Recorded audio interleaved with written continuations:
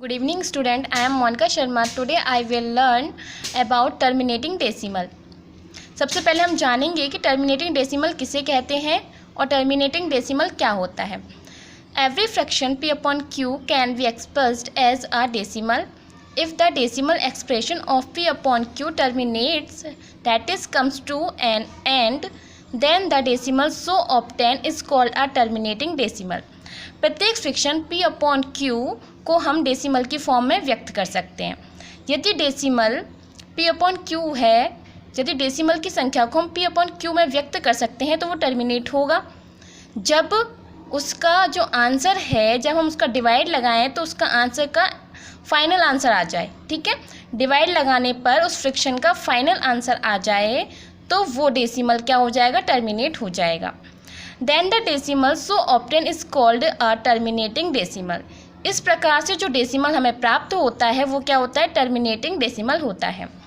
Example है 1/4, 5/8. जिस तरीके से 1/4 आपको दिया है तो हम 4 का जब हम 1 में डिवाइड लगाते हैं तो हमारा फाइनल आंसर आ जाता है 0.25. ठीक है, तो यहाँ पर हमें 1/4 फ्रिक्शन का फाइनल आंसर मिल रहा है 0.25. इसके आगे कोई भी संख्या ऐसे नहीं है जो रिपीट हो रही है, बार बार रिपीट हो रही है, ऐसा नहीं है. ये एक लिमिट पे आके यहाँ तक आंसर आ रहा है, तो इसका मतलब ये है कि टर्मिनेटिंग डेसिमल है. सिमिलर 5/8 इक्वल टू, इसका जब हम 8 का डिवाइड 5 में लगाते हैं तो इसका भी एक फाइनल आंसर आ रहा है 0.625. इसमें भी कोई संख्या बार बार रिपीट नहीं हो रही है, तो ये भी एक टर्मिनेट डेसिमल है. तो बताना ये है कि टर्मिनेटिंग डेसिमल वह संख्या होती है, वह फ्रिक्शन होता है जिसमें हम डिवाइड नीचे वाले डिनोमिनेटर से डिवाइड लगाने पर हमें फाइनल आंसर मिल जाए पूरा, कोई भी संख्या बार बार रिपीट ना हो. ठीक है. एन इम्पोर्टेंट ऑब्जर्वेशन, एक नोट है, a fraction p upon q is a terminating decimal only when prime factors of q are 2 and 5. कोई भी फ्रिक्शन जो है वो टर्मिनेटिंग डेसिमल होगा जब प्राइम फैक्टर उसके डिनोमिनेटर के प्राइम फैक्टर 2 और 5 होंगे. ठीक है, एक एग्जांपल देखते हैं. ये हमारी एनसीईआरटी की 9th की बुक की एक्सरसाइज 1.2 है, जिसमें फर्स्ट क्वेश्चन है, without actual division find which of the following rational are terminating decimal. Without division यानी आपको बिना डिवाइड किए, बिना भाग किए बताना है कि कौन सा रेशनल नंबर जो है वो टर्मिनेटिंग डेसिमल होगा. फर्स्ट क्वेश्चन है 13/80. इसमें आपको एक रेशनल नंबर दिया है 13/80 जिसका डिनोमिनेटर है 80. ठीक है, तो डिनोमिनेटर ऑफ 13/80 इज़ 80. 80 के फैक्टर हम करते हैं, जो भी रेशनल नंबर दिया गया है उसके जो डिनोमिनेटर है उसका हम फैक्टर करेंगे. 80 के हम फैक्टर करते हैं तो 2 × 2 × 2 × 2 × 5 आते हैं. ठीक है, तो 2 की पावर 4 and 5. ठीक है, अभी हमने पीछे पढ़ा कि यदि रेशनल नंबर के, यदि किसी फ्रिक्शन के डिनोमिनेटर के फैक्टर जो हैं वो 2 और 5 के अलावा यदि कोई और प्राइम फैक्टर आता है तो वो टर्मिनेटिंग डेसिमल नहीं होगा. ठीक है, अभी हमने पीछे पढ़ा. तो 80 has no prime factor other than 2 and 5. तो 80 में आप बताइए, देखकर बताइए, तो 80 में 2 और 5 के अलावा कोई भी प्राइम फैक्टर दिया है? कोई भी प्राइम फैक्टर है? नहीं है.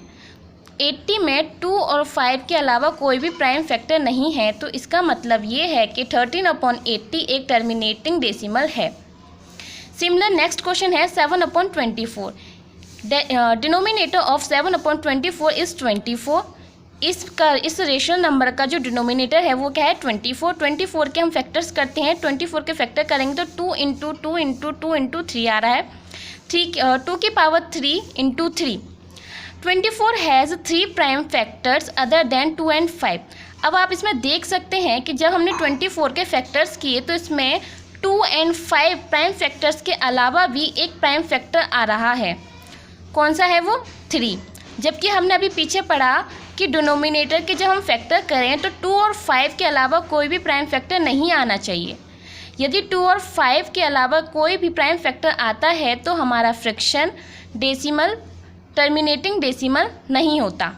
इसमें आ रहा है 2 और 5 के अलावा भी इसमें 3 प्राइम फैक्टर आ रहा है, तो हमारा जो फ्रिक्शन है, हमारा जो रेशनल नंबर है 7/24 वो टर्मिनेटिंग डेसिमल नहीं होगा। ठीक है। नेक्स्ट क्वेश्चन है हमारा 16/125। Denominator of 16/125 is 125।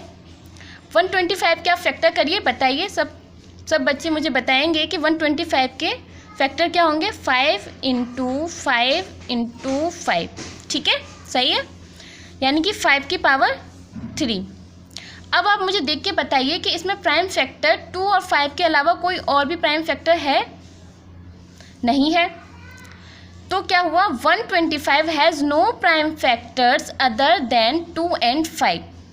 तो जब हमारे डिनोमिनेटर के 2 और 5 प्राइम फैक्टर्स होते हैं, उसके अलावा कोई भी प्राइम फैक्टर नहीं होता, तो वो हमारा फ्रैक्शन, हमारा रेशनल नंबर टर्मिनेटिंग डेसिमल हो जाता है।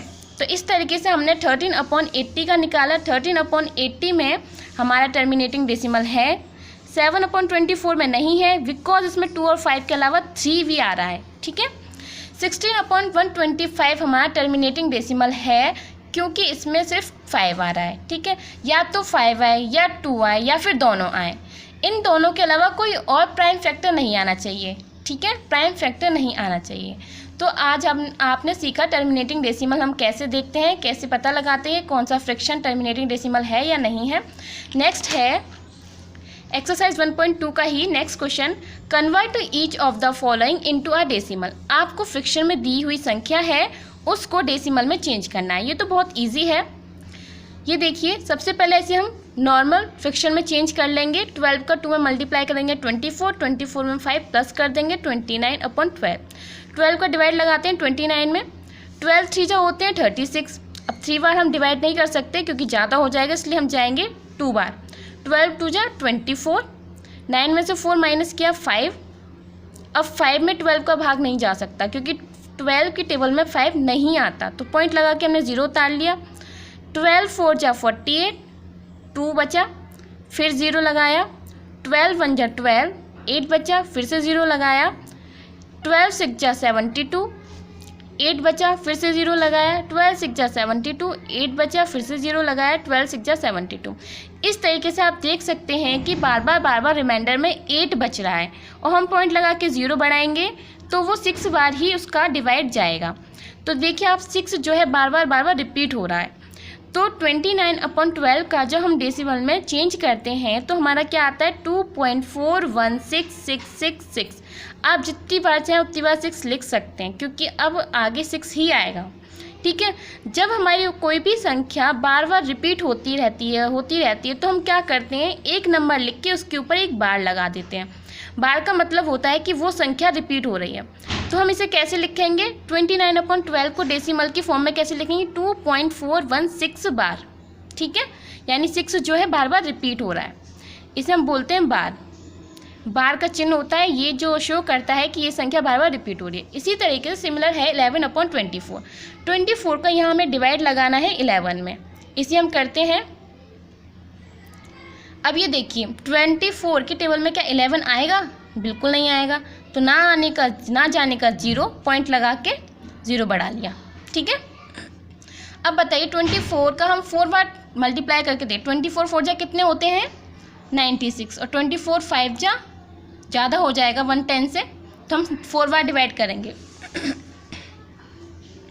4 बार हमने डिवाइड किया 96 आएगा। 10 में से 6 माइनस किया 4 बचा, 10 में से 9 माइनस किया 1 बचा, पॉइंट लगा हुआ है 0 बढ़ा लिया। अब ये जाएगा 5 बार। 24 5 जो होते हैं 120, 20 बचा, माइनस करने के बाद यहाँ से पॉइंट लगा हुआ है 0 बढ़ा लेंगे। ठीक है, अब कितनी बार जाएगा, 24 8 जो होते हैं 192, कितने होते हैं 192। 10 में से 2 माइनस किया हमने, कितना बचा 8 बचा। ठीक है, 8 बचा, पॉइंट पहले से लगा हुआ है 0 बढ़ा लेंगे। अब कितनी बार जाएगा बताइए, 4 बार जा रहा था तो 96 आता। 24 का हम 3 में 24 3 बार देखते हैं जाता है या नहीं, तो ये जाएगा 3 बार। कितनी बार जाएगा 3 बार, 72। फिर से 10 में से 2 माइनस किया 8 आया, पॉइंट लगा हुआ है, फिर से 0 बढ़ाएंगे। फिर से कितनी बार जा रहा है, ये 3 बार जा रहा है। फिर से 8 बचा, 0 बढ़ाएंगे, फिर से कितनी बार जा रहा है, ये 3 बार ही जा रहा है, फिर से 8 बचा। तो आप देख सकते हैं कि बार बार 3 रिपीट हो रहा है। ठीक है, अगर हम इसे और आगे भी करेंगे तो 3 ही आएगा। कर लीजिए आप एक बार और। ठीक है, तो देख सकते हैं आप यहाँ पे 3 ही बार बार आ रहा है। तो यहाँ पे 11/24 को जब हम डेसिमल में चेंज करते हैं तो कितना आता है, 0.4583। अब हम 3 को बार बार ना लिख करके 3 के ऊपर एक चिन्ह लगा देते हैं जिसे हम कहते हैं बार। इसका मतलब होता है कि जब हम 24 का डिवाइड 11 में लगाते हैं तो 0.4583 बार बार आता रहता है। ठीक है, 3 रिपीट होता है, तो 3 के ऊपर बार लगा दिया हमने। सिमिलर 7/25 का आपको करना है, आप एक बार करके देखिएगा। नेक्स्ट क्वेश्चन है, express each of the following as a fraction in simplest form. आपको एक डेसिमल नंबर दिया गया है, इसको आपको फ्रैक्शन की फॉर्म में लेके आना है। 0.3 बार। अभी मैंने बताया बार का मतलब क्या होता है, यदि किसी नंबर पे बार लगा होता है तो उसका मीन होता है कि वो नंबर बार बार रिपीट हो रहा है। तो हमने 0.3 बार को इस फॉर्म में लिख लिया। आपको जितनी ज़रूरत है आप उतनी संख्याएं लिख सकते हैं, ज़्यादा बड़ी नहीं लिखेंगे क्योंकि लेंथी हो जाएगा क्वेश्चन, इसलिए हमने 4 टाइम्स लिखा है 0.3333। ठीक है, लेट x इक्वल टू 0.3333। ठीक है, तो हमने क्या किया, हमने x बराबर मान लिया। तो x बराबर हमने मान लिया, इसे माना फर्स्ट इक्वेशन। उसके बाद हमें क्या करना है कि इसको 3 को हमें आगे लेके आना है और पॉइंट को हमें 3 के एक पीछे लेके आना है। तो उसके लिए हमें क्या करना पड़ेगा, 10 से मल्टीप्लाई करना पड़ेगा। इस पॉइंट को हमें 3 के पीछे लाने के लिए 10 से मल्टीप्लाई करना पड़ेगा। सभी बच्चे जानते ही होंगे कि यदि हमें पॉइंट को इधर साइड लेके आना है तो हमें 10 से मल्टीप्लाई करना पड़ेगा। तो हमने क्या किया, इसमें दोनों साइड 10 से मल्टीप्लाई कर दिया। 10 से जब इसमें मल्टीप्लाई किया तो 10x हो गया, जब हमने इसमें 10 से मल्टीप्लाई किया तो 3.333 हो गया। ठीक है, और हमें ये पता है कि इसके आगे भी 3 ही आएंगे और इसके आगे भी 3 ही आएंगे। ठीक है, तो हमें जितनी ज़रूरत पड़ेगी हम उतने बढ़ा सकते हैं। अब है subtract equation first from equation 2। हम इक्वेशन 2 में से इक्वेशन 1 को घटा देंगे। तो 10x में से जब हम x घटाएंगे तो कितना बचेगा, 9x। और जब हम इसमें से ये घटा देंगे, आप घटा के देख सकते हैं 3.3333 में से जब हम 0 इतना घटाएंगे तो ये तो कट जाएगा, बचेगा क्या, 3 बचेगा बस। तो 10x माइनस के x इक्वल टू 3। ठीक है, इक्वेशन 2 में से इक्वेशन फर्स्ट को हमने घटा दिया तो 10x माइनस के x इक्वल टू 3। 10 में से 1 गया तो 9x इक्वल टू 3। 9 मल्टीप्लाई में इधर जाके डिवाइड में तो x equal to 3/9, x equal to 1/3। ये हमने 3 से डिवाइड कर दिया, 3 1 जा 3 और 3 3 जा 9। तो यहाँ पे x इक्वल टू क्या आया, 1/3। तो हमारा 0.3 बार जो था वो किसके इक्वल है, 1/3 के। तो hence it is equal to 1/3। तो 0.3 बार को हम फ्रैक्शन फॉर्म में लिख सकते हैं, कितना, 1/3 लिख सकते हैं। ठीक है, तो इस तरीके से हम फ्रैक्शन फॉर्म को सिंपलेस्ट करेंगे, डेसिमल फॉर्म को सिंपलेस्ट करेंगे और फ्रैक्शन में चेंज करेंगे। ठीक है, नेक्स्ट क्वेश्चन है, आप देख सकते हैं 1.3 बार। इस पर भी 3 पे बार लगा है तो वही सिमिलर 3 को रिपीट कर देंगे, बिल्कुल सेम। अभी जो हमने क्वेश्चन किया फर्स्ट क्वेश्चन बिल्कुल सेम उसी की तरह है। सभी बच्चे खुद ट्राई करेंगे और ट्राई करने के बाद देखेंगे कि उनका आंसर सही आ रहा है या नहीं। इसका आंसर मैं आपको बता देती हूँ, 4/3 आएगा। ठीक है, सभी बच्चे कोशिश करें करने की। नेक्स्ट क्वेश्चन है वो हम करते हैं। चलिए, इसमें मान लेते हैं लेट x बराबर 0.324। अब आप देख सकते हैं यहाँ पे 324 तीनों पे ही बार लगा हुआ है, तो हम तीनों को ही रिपीट करेंगे। 324 मैंने 3 टाइम्स रिपीट किया है। ठीक है, ज़्यादा करेंगे तो लेंथी हो जाएगा। ठीक है, अब मुझे क्या करना है, अब ये देखिए 324 अगर मैं यहाँ से 3 एक संख्या और पॉइंट ले जाऊँगी तो ये 3 रिपीट नहीं होगा। कैसे रिपीट होगा, ये 324 रिपीट होगा। अगर मैं रिपीट करूँगी तो ये पूरी संख्या लिखूँगी ना, 324 थोड़ी लिखूँगी खाली। तो मुझे क्या करना है, ये पॉइंट जो है जितनी पे बार लगा होता है ना उतनी संख्या बाद हम पॉइंट लगाएंगे। अभी देखिए 3 संख्या पे बार लगा हुआ है तो हम 3 संख्या बाद ही पॉइंट लगाएंगे। 3 संख्या बाद पॉइंट लगाएंगे तो 324 के बाद पॉइंट लगेगा। और हमें 3 संख्या पीछे 3 संख्या आगे पॉइंट बढ़ाने के लिए क्या करना पड़ेगा, 1000 से मल्टीप्लाई करना पड़ेगा। क्या करना पड़ेगा, 1000 से। ठीक है, पिछले वाले क्वेश्चन में सिर्फ एक संख्या बढ़ानी थी, एक संख्या बाद हमें पॉइंट बढ़ाना था तो हमने 10 से मल्टीप्लाई किया था। अब हमें 3 संख्या बाद पॉइंट बढ़ाना तो हम 1000 से मल्टीप्लाई करेंगे। 1000 से मल्टीप्लाई कर दीजिए, इसमें हम 1000 से मल्टीप्लाई करेंगे तो 324.324 और 324 आएगा। ठीक है, अब ये हमारी इक्वेशन फर्स्ट हो जाती है और ये हमारी इक्वेशन 2 हो जाती है। सिमिलर जैसे हमने पीछे क्वेश्चन में किया, इक्वेशन 2 में से इक्वेशन फर्स्ट को हमें घटाना है, आप घटा दीजिए। 1000 में से जब हम 1 घटाते हैं, अब ये देखिए यहाँ पे पॉइंट है, यहाँ पे पॉइंट है, पॉइंट से पीछे की सारी संख्या कट जाएंगी क्योंकि यहाँ पे 324 324 324 324 324। आप हम यहाँ पे 324 जो 3 टाइम है ना, यहाँ पे 2 टाइम से आप चाहे तो 1 बढ़ा सकते हैं क्योंकि आपको पता है कि इसके आगे 324 ही आना है। ठीक है, तो हमारे पास बचा क्या, 324 बचा सिर्फ, क्योंकि 324 में से 0 घटाएंगे तो 324 ही आएगा। ठीक है, अब 1000 में से हमने 1 घटाया तो कितना आया, 999 आएगा, 324 एंड यहाँ पे x। ठीक है, x के साथ ये मल्टीप्लाई में है तो हम x को इधर लिखेंगे, 324 को इधर लिखेंगे एंड अपॉन में 999 आ जाएगा। ठीक है, x बराबर, यदि ये किसी से कटता है तो उसे काट दीजिए, नहीं कटता है तो कोई बात ही नहीं है। ठीक है, ये हम देख सकते हैं 3 से डिवाइड हो जाएगा तो 3 बन जा 3, ना जाने का 0, 3 8 जा 24 और 3 3 3। ठीक है, अभी भी ये 3 से डिवाइड हो सकता है, 3 3 जा 9 एंड 3 6 जा 18 अपॉन 1 1 1। ठीक है, अभी भी ये 3 से डिवाइड हो सकता है एक और बार, तो 3 1 जा 3, 3 2 जा 6 एंड 3 3 जा 9 10 11 2 बचे, 3 7 जा 21। अब ये किसी से डिवाइड नहीं होगा तो हमारी जो संख्या थी उसका फ्रैक्शन फॉर्म क्या आया, 12/36। तो 0.324 को हम फ्रैक्शन में चेंज करेंगे तो ये किसके इक्वल होगा, 12/36। तो इसका फ्रैक्शन फॉर्म क्या है, 12/36। इस तरीके से आपको डेसिमल को फ्रैक्शन में चेंज करना है।